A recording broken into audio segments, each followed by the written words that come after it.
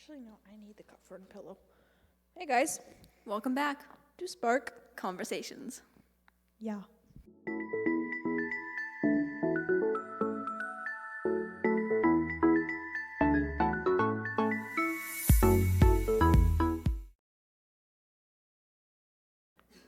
Hey guys, welcome back to Random Facts with Josh and Mike. Howdy. Mike is here with his shoes that look really good.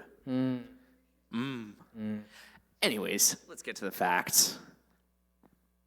Did you know that ancient Romans used to use urine as mouthwash?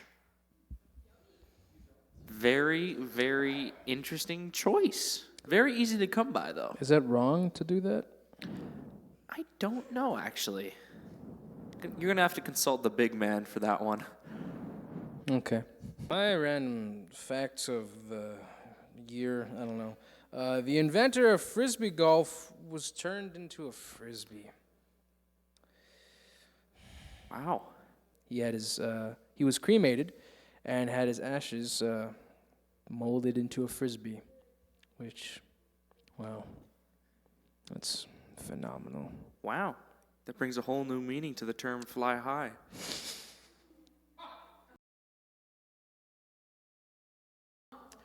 Hey guys, welcome to Poorly Explained Movie Titles. How you feeling, Heidi?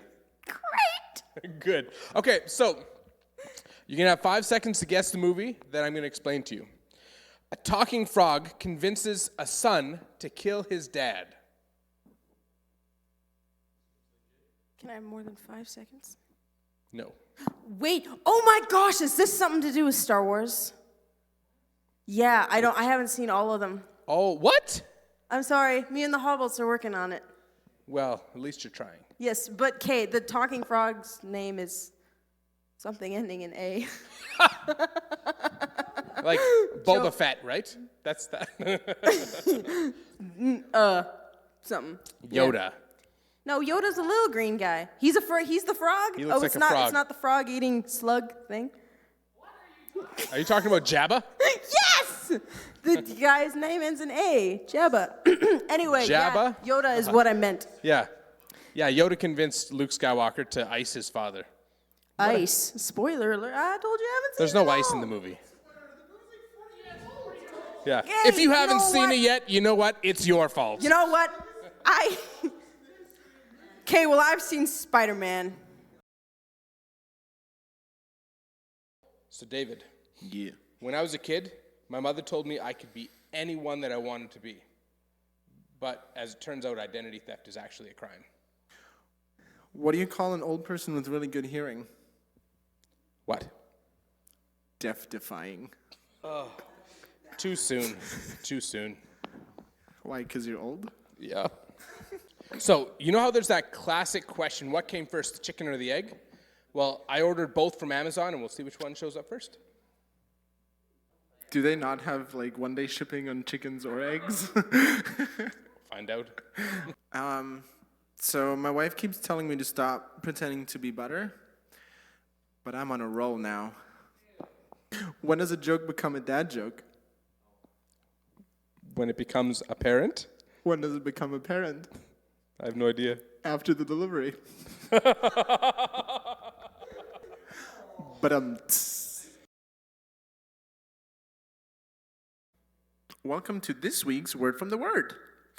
Matthew 5, verse 7 says, "Blessed are the merciful, for they will be shown mercy." Nice. Hey guys, and welcome to Songs We Made Up on the Spot, where me and Mike make up a song on the spot and apologize for it later.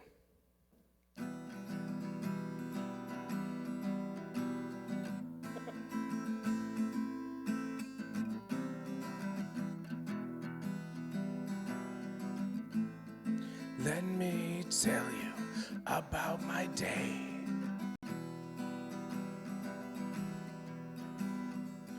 I went on YouTube and looked up the Island Boys.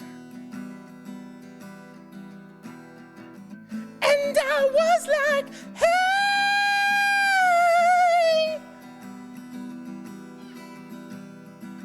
You You know, they're not that bad, but they're not that good. We got the Island Boys. Hey guys, welcome to a new segment we're doing where we have a short interview with one of our leaders so you guys get to know him a little better. So Mike, question number 1. In 30 seconds or less, tell us your life story. C-section. I came out. Lived in Edmonton for 4 years. When I was 5, lived in the country until I was 12. Papa left. Then I moved to Wetaskiwin. Now I'm here. You have 3 more seconds. I'm Spanish. Nice. All right, question number 2. Mike, what's something that people may not know that they might find interesting about you? That's nothing. I guess something that's interesting about me that people might find is if they get to know me really well, I can be very, very understanding with whatever is going on in their life. Yeah, you're a good listener. Yes, Absolutely. That's a great way to put it. That's awesome. Question number 3. What's something that Jesus has been teaching you lately? All right. I think the one thing that Jesus is teaching me right now is learning to be patient. There's some certain things in my life that I need to be patient with right now, but it's hard. So, Last question, Mike. What is a good memory that you have here at Youth? This can go back a long ways. about 'cause you've been 9 here years since, worth of that. Yeah, since you were 13. Making the Walking Wars youth film. Ooh, that was a good one. Yeah, that was a great film. That's probably my favorite memory of Do you being remember your character's name in that? here. Rick Solo. Rick Solo. So good. For anybody who hasn't seen it, you're missing out on probably the best film of the past 20 years. Oh, that's a claim. It is a golden gem of a movie. It's beautiful. I love it. Oh, it's even better. Twice as good as the second Sharknado. Hey guys, so welcome to the conversation piece. Today we're talking about the idea of how do you deal with conflict. And we're going to try and tie this into a little bit of what we talked about tonight, the idea of let everything you do be done out of love. So how as Christians are we supposed to deal with conflict in love? What are your thoughts, Josh? So I flip tables anytime I get mad. My parents don't like it, but I'm just doing as Jesus did. Well, for me personally, I often tend to avoid conflict as much as possible because I'm not someone that likes to get into yelling arguments or anything like that. But I think that always has its negatives because then stuff doesn't get dealt with and it'll come up later bigger, and which is why people should most likely try and deal with it as soon as it comes up and then just leave it unto God and let him sort out some of this stuff. Yeah, I think that there's a big part of that that's good because Jesus talked about the idea of, if you're bringing a gift to God and then you remember somebody's gotten an issue with you, he says, leave your gift there and then go deal with the issue. I think there's a big piece to recognizing that we need to work through our issues, the issues with other people. It's really easy to ignore stuff, and I'm similar. I tend to try and ignore conflict rather than deal with it head on, but I think there's a deeply valuable point in learning how to work through conflict in a healthy manner. Well, usually I'm like a conflict inflictor. I don't know, I enjoy dealing with it right away, so I inflict it. You said conflict inflictor. That almost rhymes. Also, me too. I guess I feel like dealing with it head on instead of like ignoring it in a way, it prevents a really messy situation. And it might suck in the first like few hours and you might feel like trash about things you've said and stuff, but once it's out in the open and you like end up apologizing for it or like reconciling, and that's the same thing. No, that's super true though, because like I was literally gonna come up here and be like, so unlike the last two people that talked, because I like to stir the pot, I do too. I and don't know it's awful because I like to let it boil too, why. Yeah. which is just really kind of unhealthy. I also tend to get very defensive. Oh yes. Not a good quality.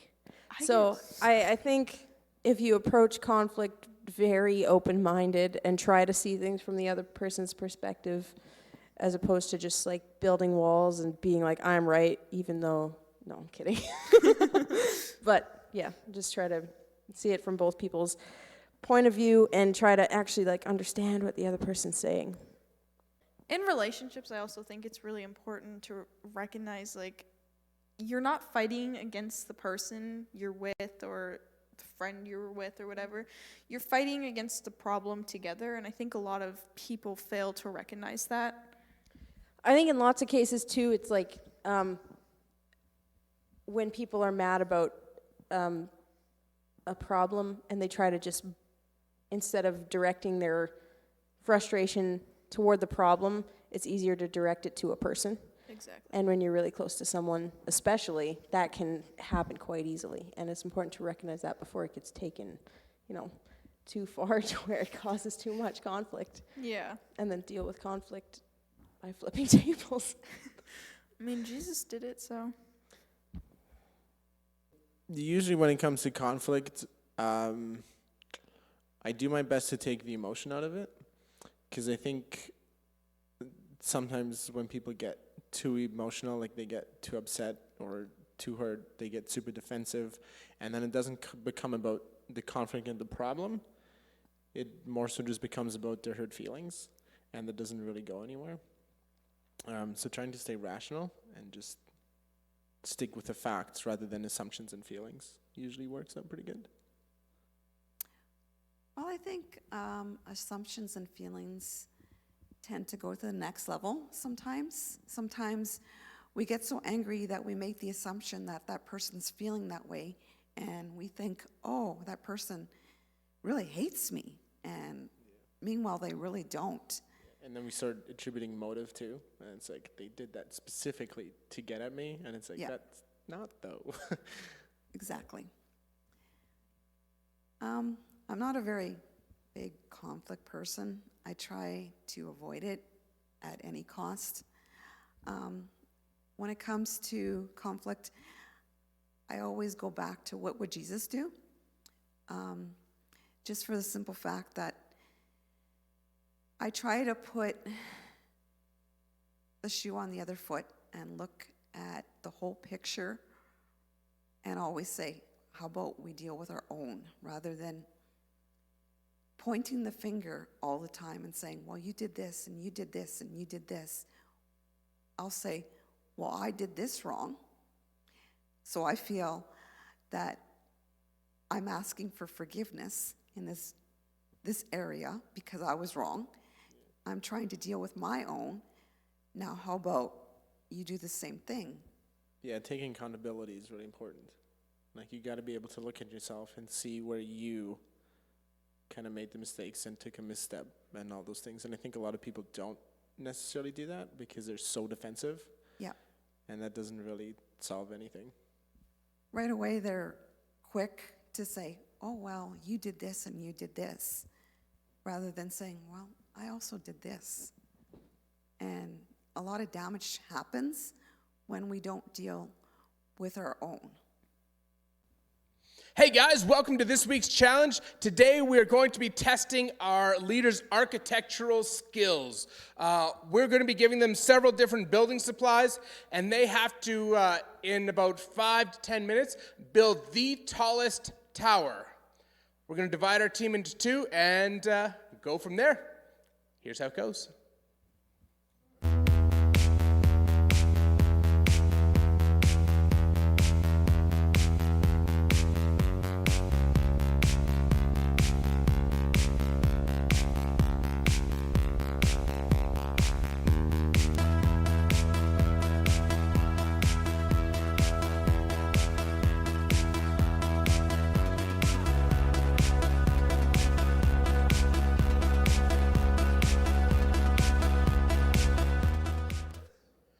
right, guys, time is up. I want you to bring up your towers. One person from each team, bring up your towers and gently place them on this table. All right, guys, so these are the 2 towers that our teams have constructed. Now, if I'm going to judge these towers on beauty, eloquence, and other things, this one has more color to it, slightly. So team, this is Brisha, Josh, and David. This team gets 1 point. 1 extra point for beauty. Time to check. This is the tail of the tape. Which of these 2 towers is the taller of the 2 towers? They look really similar. I'm gonna be honest, I don't know which one is it yet until we get them right side by side. Okay. Depending on how the wind blows,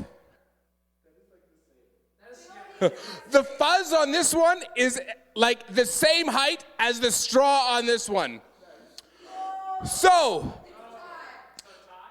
as far as height goes, each team is going to get 2 points because the main purpose was the height. But now we have to see what would happen if, like, say, an earthquake decided to strike the middle of Alberta. Earthquake. You know, that's not bad. That's not bad. None of them fell over.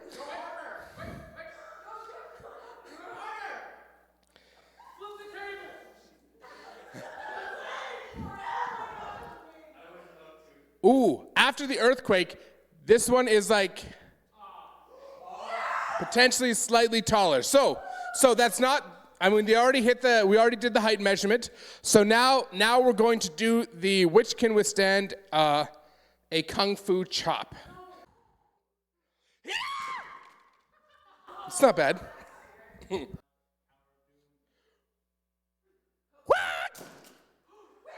I tried.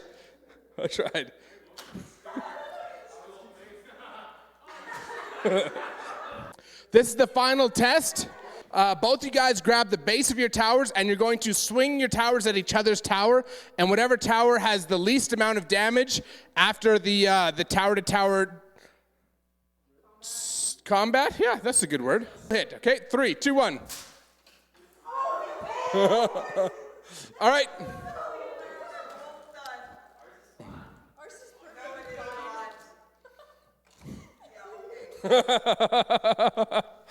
You know what? I think with all this said, Team Brisha, Josh, and David win simply because they had slightly more color in their tower.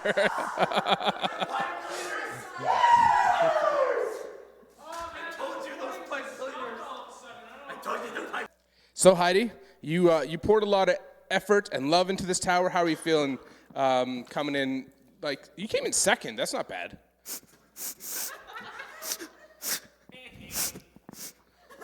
There's tissues over there.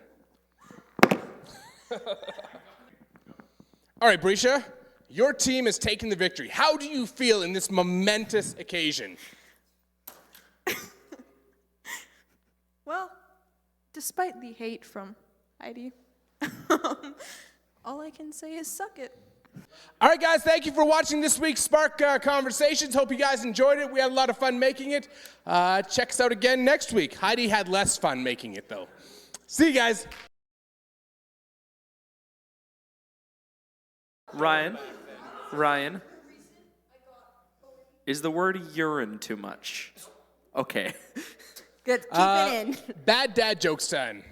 Thank you, Heidi, for your I got a bad dad joke. Star Wars news. Okay. David. How many Germans does it take to change a light bulb? 1. We're efficient and we don't have a sense of humor.